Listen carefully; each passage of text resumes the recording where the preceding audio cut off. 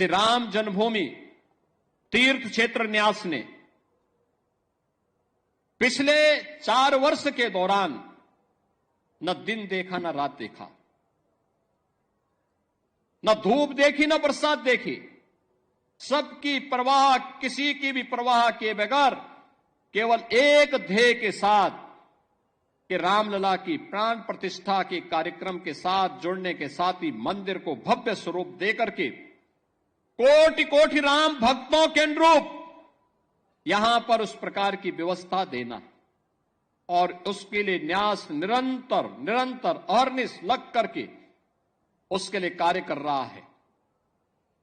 बहनों और भाइयों, भक्तों की इच्छा के अनुरूप भले ही वहां पर सुविधाओं को आगे बढ़ाने का काम जिस मजबूती के साथ चल रहा है, पूरा परिसर एक बार भव्य रूप में आ जाएगा तो सचमुच सनातन धर्म के धार्मिक स्थलों को किस रूप में भव्य होना चाहिए, वह दृश्य श्री राम जन्मभूमि का यह भव्य मंदिर सनातन धर्म के सभी स्थलों के लिए एक नई प्रेरणा का केंद्र बिंदु बनने वाला है और उसके लिए हम सबको अपने आप को तैयार करना। आज का जब हम यहां पर प्रतिष्ठा द्वादशी के अवसर पर आए हैं तो बहनों और भाइयों, हमारे सामने बहुत सारे लक्ष्य हैं। एक चीज हम सबको इस बारे में ध्यान रखना होगा और वह इस बात को लेकर के रखना होगा कि किन कारणों से, वे कौन सी परिस्थितियां थी कि समाज बटा हुआ था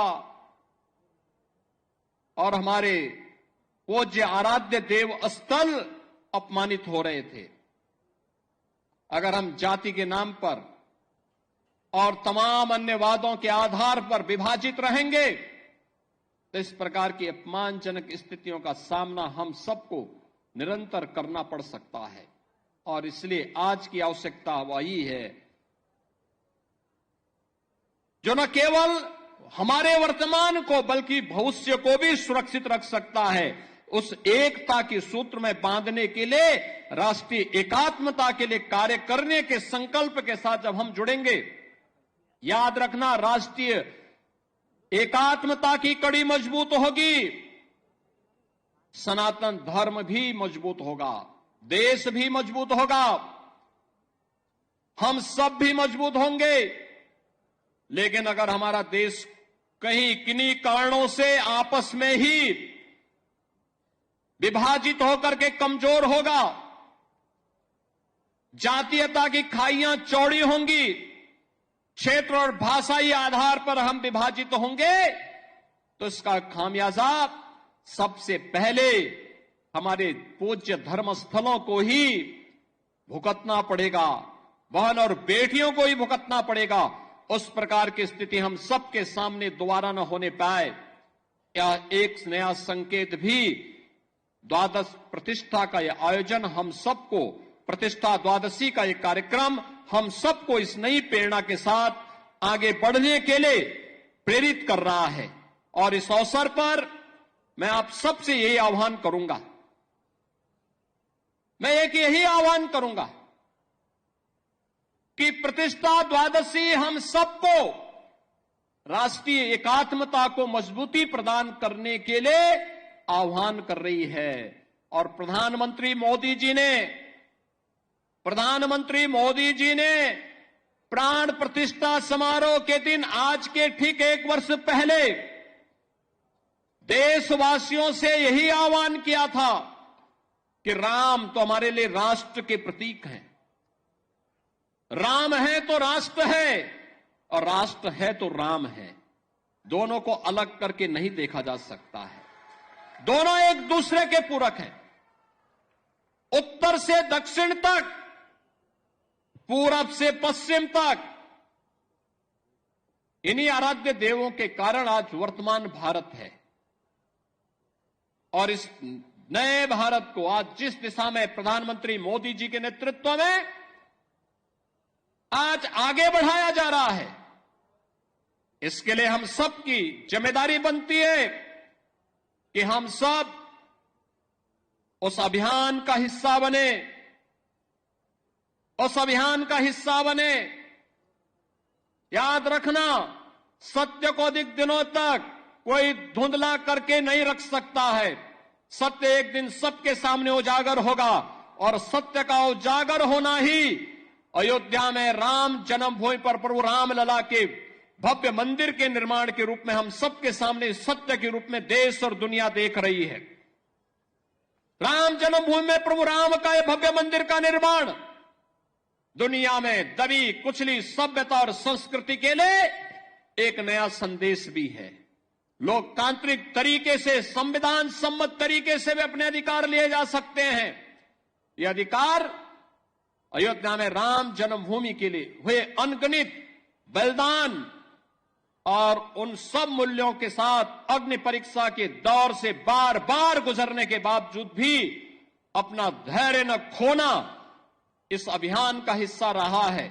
हम सब निरंतर इस पथ के अनुगामी बनेंगे, इस विश्वास के साथ। परसों से प्रयागराज की धरती पर महाकुंभ का भी आयोजन होने जा रहा है, और प्रयागराज में भी जैसी सुविधा अयोध्या धाम में है, ऐसी भव्य सुविधा प्रयागराज में भी सबको प्राप्त होने वाली है।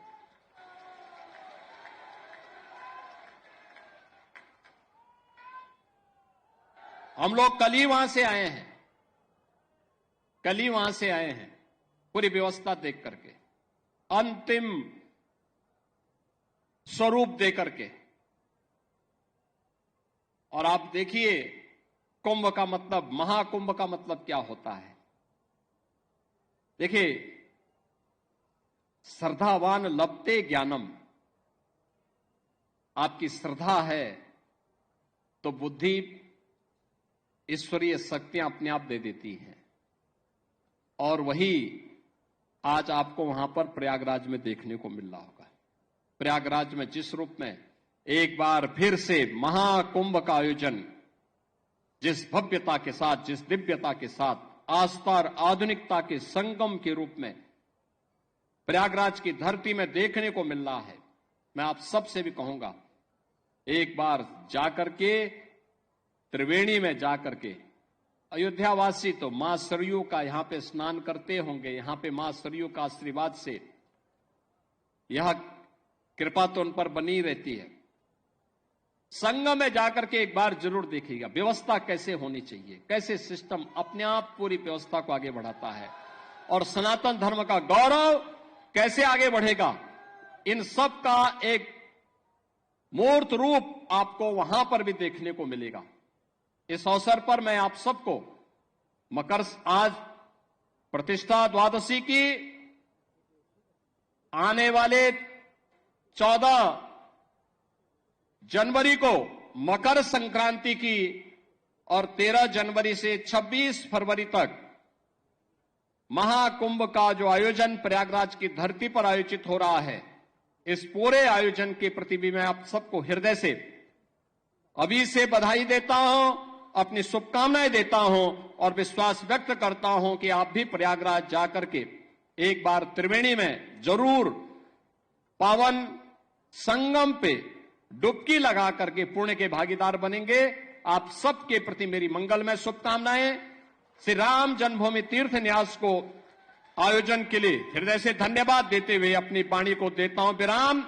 मेरे साथ बोलेंगे जय जय सीताराम। हमसे जुड़े रहने के लिए हमारे YouTube चैनल को सब्सक्राइब करें और नई वीडियो की नोटिफिकेशन के लिए बेल आइकॉन को दबाएं। अगर आप ये वीडियो Facebook पर देख रहे हैं तो लाइक जरूर करें और ज्यादा से ज्यादा शेयर करें। धन्यवाद।